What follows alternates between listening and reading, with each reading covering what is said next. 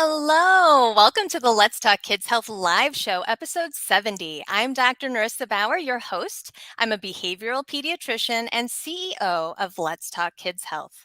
As you know, the concept of the show is to share information about behavioral health, parenting, and family wellness. Each week, I bring you topics and guests to help me advance this mission so that we can all talk together. Now, let us know that you're here by commenting, asking questions, and liking this post at any time. And in a little bit, your questions will be asked of my guest. Now, the replay will be immediately available after the broadcast. And we're also going to be rebroadcasting each episode every Thursday night at 8 p.m. So please share the episode with anyone you think who would benefit. Now, if you don't want to miss future episodes or maybe check out my past ones, subscribe to my YouTube channel, NerissaBauerMD, follow my blog Facebook page, Let's Talk Kids Health, and join my free parenting discussion group. I see some of you watching. Say hello and let us know you're here. Today's topic is all about when your child is struggling, Resiliency 101 for parents from survival to thrival with Kathleen Davis. Kathleen Hobson Davis is a licensed social worker in the state of Ohio and a mental health advocate. With a professional background in psychology, special education, and clinical social work, Kathleen has over 25 years of experience providing direct support to youth and adults with emotional, physical, and learning challenges. She currently works for Courage to Caregivers, a nonprofit that provides support to caregivers of individuals with mental illness.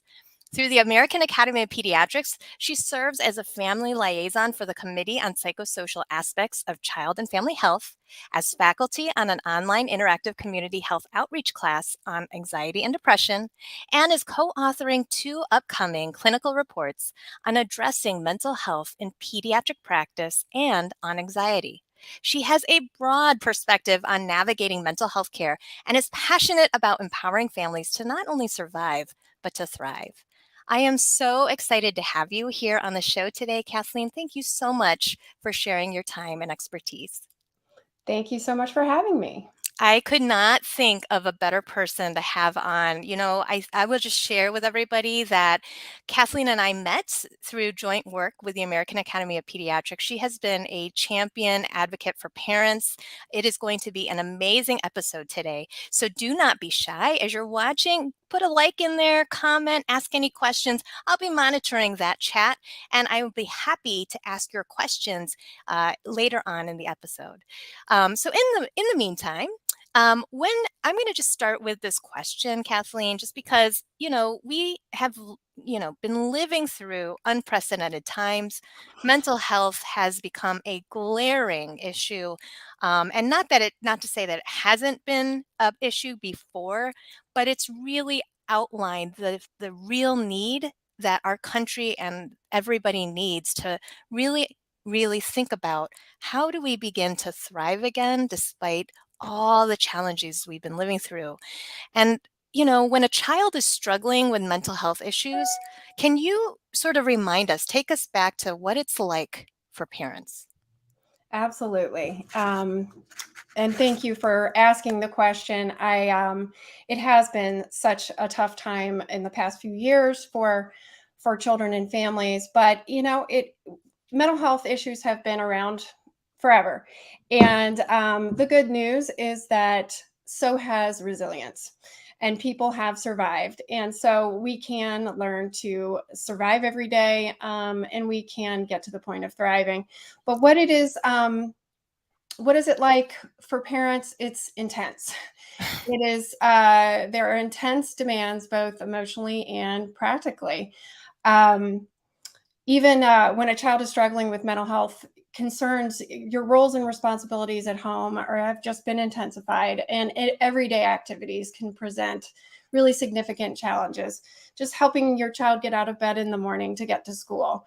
Mealtime can be challenging. Making sure that they're showering and bathing, keeping up with schoolwork, helping them, not to mention helping them navigate their emotions, the stressors, the friendships, or the pandemic on top of all that.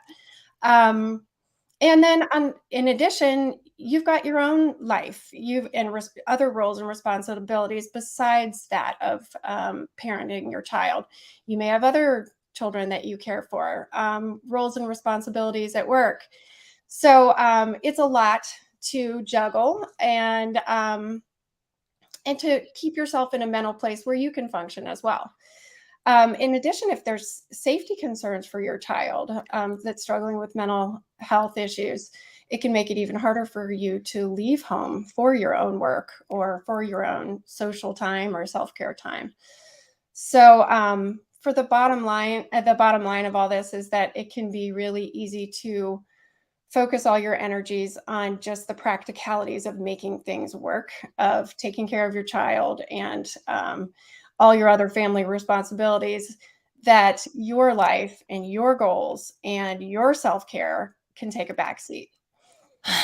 Yes. Thank you for mentioning all of that. I mean, as you were talking, I was kind of thinking about some of the family stories in my own private practice where kids are, being suspended because they're acting out, and families sort of in a crunch for, just how to navigate that plus work and just the feelings of shame or guilt or Mhm. concern, overwhelm. Kids who are self-harming now and, previously hadn't, and parents are just really feeling their child's pain, but also at the same time I can see how parents, when they're so filled with this concern for their child, that their own self-care gets put on the back burner. As naturally, it's as a parent you want the best for your child, right? I guess, could you kind of point us in the direction of, like, well, first of all, how can parents get through all this, but also link to that, what is resiliency and why is it important? Mhm. Absolutely. Um, Resiliency is the ability to bounce back from difficult times. It's progressing and advancing amidst adversity. So, the important thing to point out is that you're not born with it. You don't have to say, like, oh, shoot, that's not something I've got. Well, guess what? Every single one of us can develop it. It's a muscle that we strengthen. Hmm. Um, and we do so over time and bit by bit, hour by hour, day by day. Um, and there's a lot of different. I think the oxygen mask analogy is really helpful here. Every time we get in an airplane, the airline stewards remind us that if there's an emergency, to put on our own oxygen mask first and then help our loved ones. And why do they do that? First and foremost, because our lives matter. And second, because we'll be of no help to anyone else without our own oxygen. And it's the same thing when our loved one, our child, is struggling.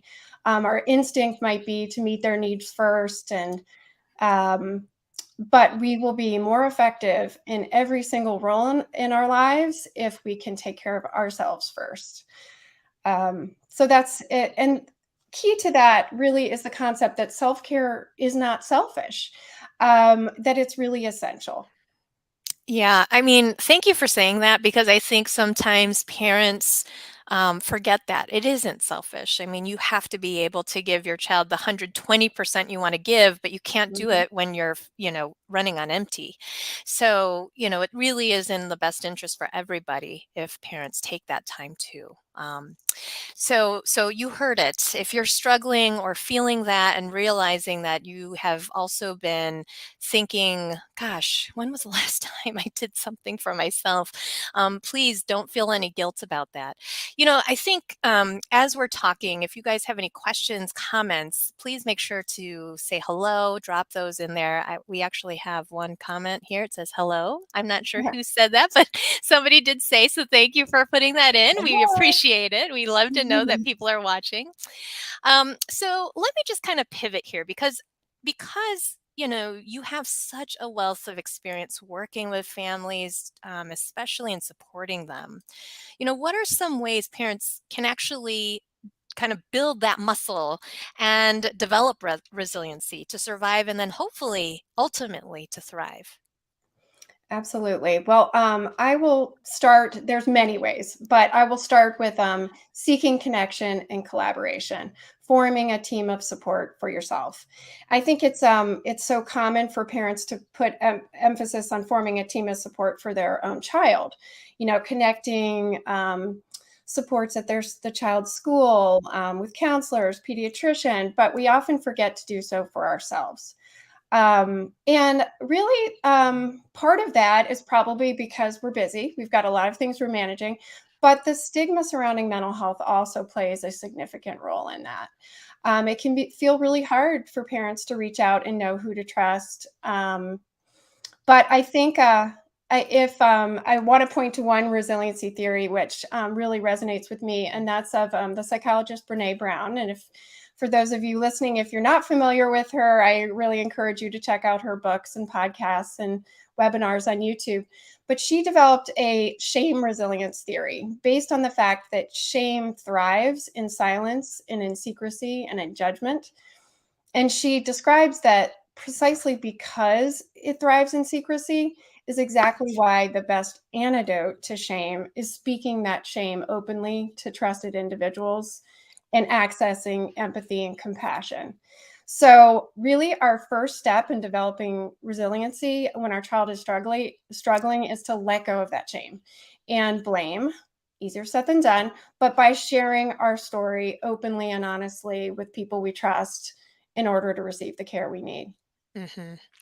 I mean, I love that. A few years ago, the American Academy of Pediatrics did develop this campaign called Find Your Three. Mm-hmm. And I think it's really important that goes hand in hand with this message that, as much as possible, find your people, find your support system who can accept you for who you are. And you can feel open and honest to be able to share those feelings and talk it through. It's so important, that connection Absolutely. piece. Absolutely. It takes a lot of courage to Mhm. do so, but I think it's really important to kind of remember that you and your child have control over your story and to whom you share it to. So many parents have found it helpful to develop like a 30-second elevator script for how to handle the casual acquaintance. Um, and those that you only want to share a limited amount of information with, and then you become comfortable with that. And then there's other levels of care that could be available to you through trusted friends, family, your child's pediatrician, counselors, and those you can feel more comfortable telling more of the whole story to. Mhm. So I think having that kind of preparation for yourself helps eliminate some of the tension. Let me just repeat that for those of you just joining us. So, Kathleen just really shared something really powerful, and that is, opening up about your initial feelings with, what's been happening, what you're struggling with. Being a caregiver is really hard work at times, especially when your child is struggling. But you can control the story, you control the Mhm. narrative. And if you do some mental preparation with what details you feel you want to share, especially if, a common place that parents struggle is, oh my gosh, he had a huge meltdown in the store. I had to actually physically pick him up like a sack of potatoes. And in the meantime, people are like staring at us, like looking at me. And I couldn't help Mhm. but feel, just defeated and embarrassed and shame. And so, for families struggling with that type of situation, for one, that's one example. I mean, it would be nice to have some sort of elevator script. Not that you have to like sort of share that story with everybody, but in that moment when you feel that and Mhm. somebody approaches you or whatnot, you have something ready to say. Absolutely. It's also helpful to really identify what your needs are, and Mhm. how other people can be helpful. Maybe you need someone to vent to. Maybe you need someone to bring meals by. Maybe you need some help with transportation. You can also align those with the strengths of others. And again, what you feel comfortable sharing. So, I often hear parents mention that, like, when a child is in the hospital for surgery or for a cancer treatment, the casseroles start flying in, right? Friends and family are often willing to help out. But when a child is in the hospital, maybe for a mental health issue, that doesn't happen so much. There often aren't the casseroles coming in. And largely, that is often because as caregivers, we haven't shared the news in a way, and that where people are comfortable knowing what to do with it. So the more we become comfortable identifying what would be helpful and when and who we can share that to, and actually asking for it, and then being grateful for that support is really important too, because it's important to have relationships continue to be balanced and back and forth. But I think that identifying your needs and those that can help is really important for developing that team of support for yourself. Hmm. Yeah. So if anybody is watching this and feels, and can, relate to that or have any other questions or strategies, if you've tried out asking for help and it was hard, we'd love to hear about it. Um, and so, I think these are really important things, and I can't help but think about, you really hit the nail on the head here when you said, when it comes to certain ailments, families and friends are just moved to help, but not to the same degree with mental health. And I think partly it's because we don't really know how to frame that, or there's all these Mhm. other thoughts and feelings surrounding that too, wanting to protect, the privacy of the child as well. Is there anything else that families can do when they're thinking about this? Because I think so many families are dealing with mental health issues, and they can see that disparity between how we Mhm. treat, cancer, pneumonia, just being in the hospital for those Yeah. types of things versus mental health issues. I wonder if you have any other thoughts, or and people watching, if they have any other comments about that too. Absolutely. I think it really goes to the blame and shame that unfortunately still surrounds mental health conditions. And we've come a long way in Mhm. terms of mental health stigma, but we still have a long way to go. And I think really what I hear from a lot of parents is them blaming themselves. How did I not catch this sooner? Or what did I do wrong? Or there's even blame for their children. He's just too sensitive, or I can't believe he did that, or how did he not know? He should have known better than to start smoking pot or something like that. And then there's a lot of fear of judgment of others. So I think getting to the bottom of that is really helpful in terms of getting to a place where you're comfortable with your story. There's also a myth out there that if we parented well enough, then our kids wouldn't have these mental health issues. There's even a myth that if we were good enough people in general, that Mm. bad things wouldn't happen, that we could have avoided bad things happening to us. In addition, there's also this fear that like if your child is having this struggle now, that mental illness is like a lifelong sentence. And so I really think it's really important to like emphasize the truth of all of this, that mental health conditions are not the result of a personal weakness or poor life choices, nor are they any one person's fault. They're the result of a combination of environmental factors and genetics. And while some mental illnesses might be lifelong, the truth is that with treatment, it is more than possible to have good symptom management or even complete remission of symptoms. So, and the reality is that difficult things happen in life to anyone and everyone at some point. So, I just want to throw it out to our listeners. If any of these thoughts or feelings are ringing true for you, I just want to provide you with hope and reassurance that you are not alone and that there are evidence based ways to help you not only survive these tough times but eventually find ways to thrive. And I also want to challenge the misconception that nobody will understand, but they will only not understand if we don't open up and share. Mhm.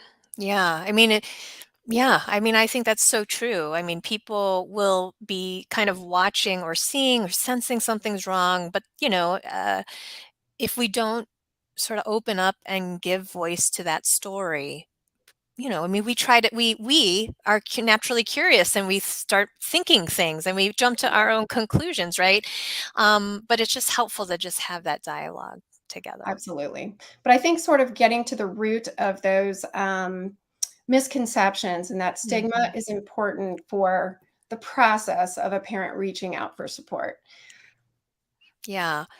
How do you recommend, like, I mean, people kind of work through that, or, who can they turn to begin figuring out and gathering the strength to be able Mhm. to combat some of those underlying?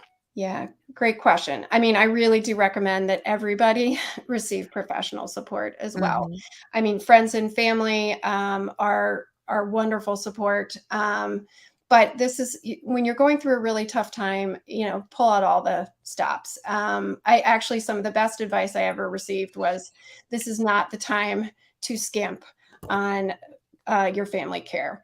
And so, if helpful, get professional support for every member of your family, for yourself, family counseling, group counseling.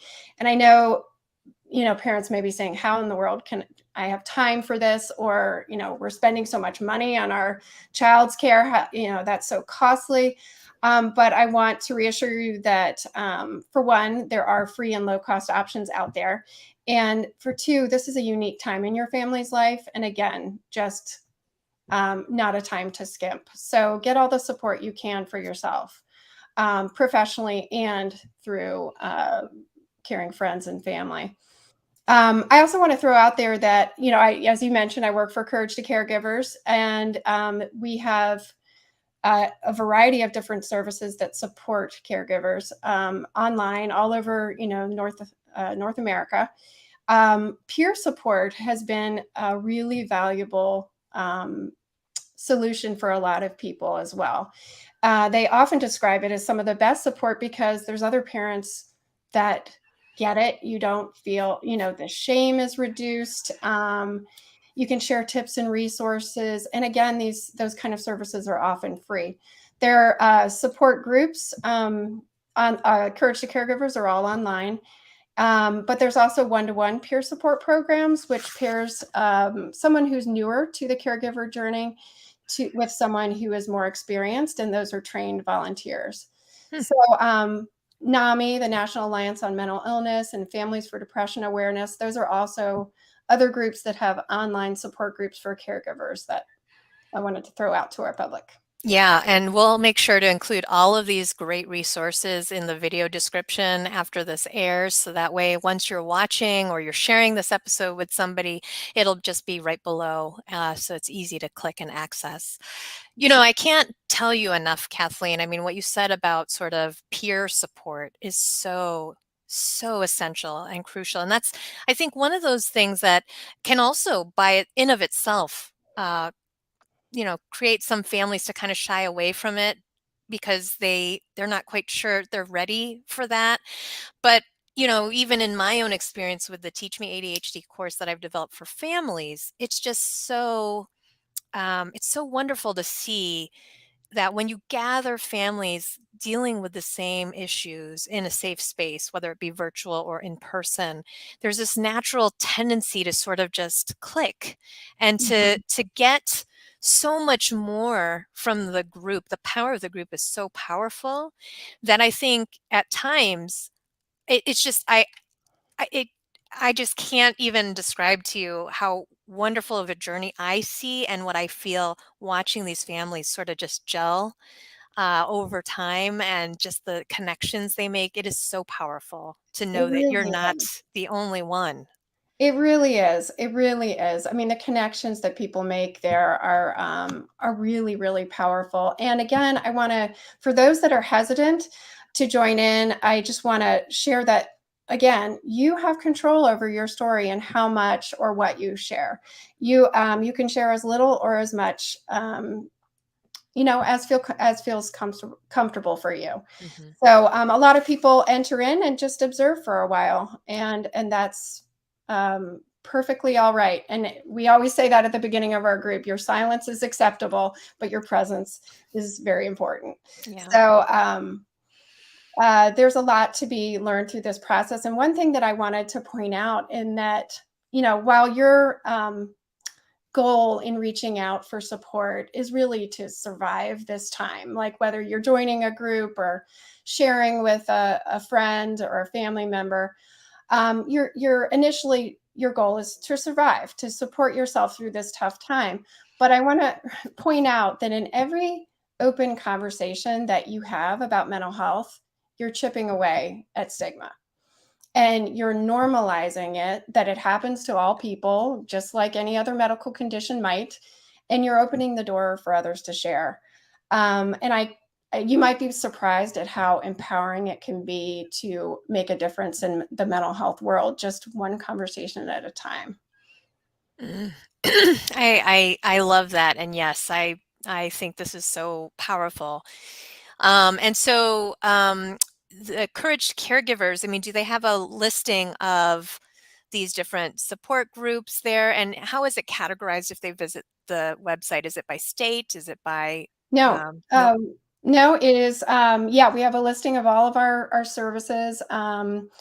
There is a breathing and meditation program, a support group, and one-to-one peer support. Mm, And so all of them, you can learn more about online. They're all, because of the pandemic, we've all gone virtual. And so the beautiful thing about that is we really do have participants from all over North America. And there's also potentially some privacy. You're not going to run into folks as frequently as you might in a in-person group. Um, but in any case, we still develop a very strong bond, and I encourage you to check it out. You can contact our director, who then takes you through an onboarding process to see which program might be comfortable for you. that's great. That's really wonderful because it can be daunting to sort of just kind of Yeah, go to a website and not know or, second guess. So it's nice that you have that ability to pair them for onboarding too. absolutely, Yeah. absolutely. So I want to be respectful of time. Is there anything else that you wanted to share? Tips, practical strategies, any last minute things? And then for those of you watching, if you have any questions, now would be the time to ask, um, to share with the audience. I did want to share one thing that, in addition to collaborating and connecting with others, it's really important to focus your energies on things that you can control and let go of things you can't. You only have so much time, as we talked about. Caregivers are pulled in many directions, and you only have so much energy. And so it's really important to harness that where it will be most effective. And really a key concept that we refer to at Courage to Caregivers, but is a key concept of 12-step recovery, is the Serenity Prayer. And whether you rely on a higher power to help you with that or not, it involves wishing for ourselves the serenity to accept the things that I cannot change, the courage to change the things that I can, and the wisdom to know the difference. Um, and I know so many parents out there would love to change so much about what's going on, right? Or to control what's going on with our child, or to wrap them in bubble wrap and prevent future harm. But accepting what we can and can't control is really so helpful. And really, what we can control is how we choose to respond and how we cope. And so, really focusing on that daily self-care for yourself, to be resilient, to show up again each day, and for your child and for yourself, um, is something that's within your control, and it models for your child, and it's important for your own survival and thrival. Mhm. Yeah.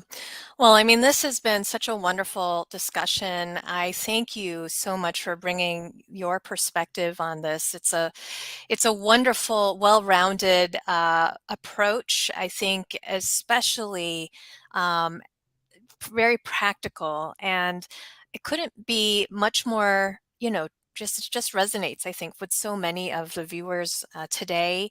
And hopefully, if you're watching this on replay, don't be shy. Put hashtag replay in the video comments, and then add your question or comment, because my team will be monitoring these videos.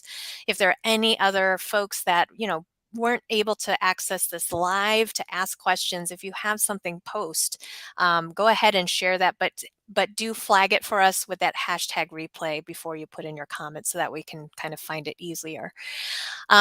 So anyway, I really want to, first of all, thank you so much for your wisdom, for just the message of hope that you shared with families, and really that call to action to families to just take the first step, take that time for yourself, ask for help. And there are lots of different ways and places to go to do that. So thank Absolutely. you. Thank you. Yeah, thank you so much for having me. Yeah. So, again, for those of you who follow this show, you know that every week I bring you a new guest. I will just share with you my next week's guest is Dr. Mary Beth Mioto, who will be talking about the importance of healthy sleep for children and families. So, for those of you who are staying up and not able to sleep, you'll want to tune in to that episode. She will have such great tips for us. And again, if you're watching this and you're thinking, I hope that they talk about this topic, well, message me, email me. Contact me at Dr. Nerissa at letstalkkidshealth.org. Follow me on my YouTube, Facebook, and Instagram and message me there. Please don't be shy. I'm here to talk with everyone about these important topics. I do want to remind you, too, that if you're watching and your child was recently diagnosed with ADHD and you're wondering, how the heck am I supposed to talk with my child and connect with them about this diagnosis, I have a free download for you at my website, and you can go there. It takes a lot of some of the work that I've put into my Teach Me ADHD course and made it into a free download for you and your child to get that conversation going. And then one last reminder, thank you for staying till the end. Don't forget that this month's book club, Finding Eco Happiness, please mark your calendars for our author book club chat on May 26th at 8 p.m. Eastern Time. We will be talking with Sandy Schwartz, the author. So if you've been reading along, or maybe if you haven't, but you're like, I wonder what that is, join us anyway. It's right here in the parenting discussion group. All right. Well, thanks again so much for tuning in. It was such a pleasure to have you all watching today and talking about this important topic. Until then, take care. And again, thank you, Kathleen. Thank you so much. Bye-bye. Bye-bye.